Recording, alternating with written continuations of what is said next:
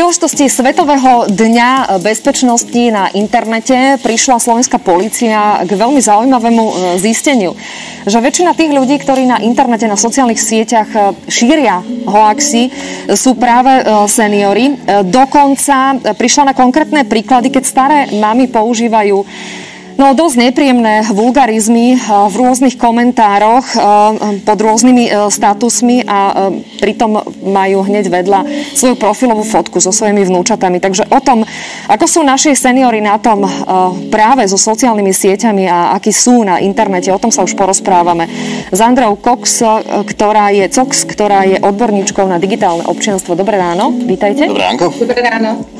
V minulosti, skôr v súvislosti s internetom a závislosti od internetu bola spomínaná viac mládež, mladí ľudia, tínedžeri.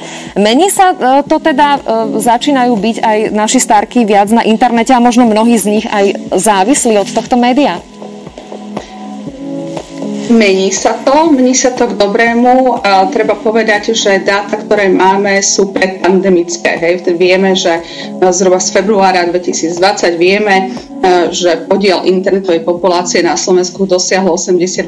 S nimi samozrejme stúpol aj počet používateľov vo vyššom veku. Nie je až tak veľa, je ich 37% z takých, ktorí používajú internet takmer každý deň.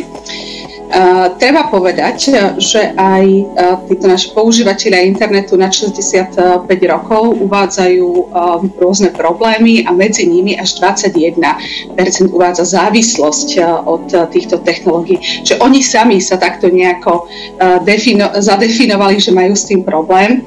Treba však povedať, že aby sme používali výrazy tak správne, aby nedochádzalo k inflácii, závislosť ako taká je závažný termín. Na to, aby ju musel používateľ spĺňať, musí mať 6 príznakov. Medzi ne patrí zmena nálad, potreba neustálých vyšších dávok, význačnosť, čiže len to má zmysel, konflikty v rodine alebo vnútorné v sebe, že to neustále používam, abstinenčné príznaky, pokiaľ nemám internet, recidíva, že si stiahnu aplikáciu a potom ju vymažú alebo otvoria si účet na sociálnych sieťach a potom ju dajú dole.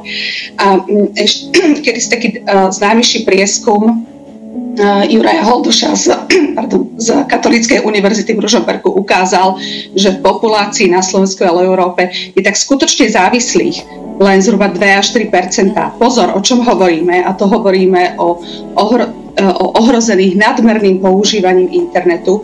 Tých je oveľa viac, samozrejme, to už je asi 13% a medzi ne určite budú patriť aj seniori. Takže hovoríme skôr o nadmernom používaní internetu. Poďme sa venovať aj tým negatívnym veciam, ktoré sme už spomenuli. Polícia Slovenskej republiky výrazne zdvihla jeden varovný prst, kedy začala hovoriť o tom, že práve títo seniori, práve starší ľudia sú často šíriteľmi nepravd, polopravd alebo hoaxov a takisto nenávistných komentárov. Prečo je tomuto tak? Dôvodov, prečo je tomu tak, je viacej. Ja si myslím, že najprv sa treba pozrieť na ten kontext, kde sa najmä tieto nenávistné komentáre šíria.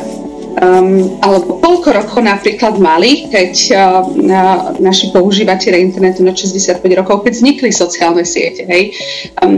Facebook mal nedávno 17 rokov, YouTube 16, spomeniem najmladšiu sociálnu sieť TikTok 5 rokov.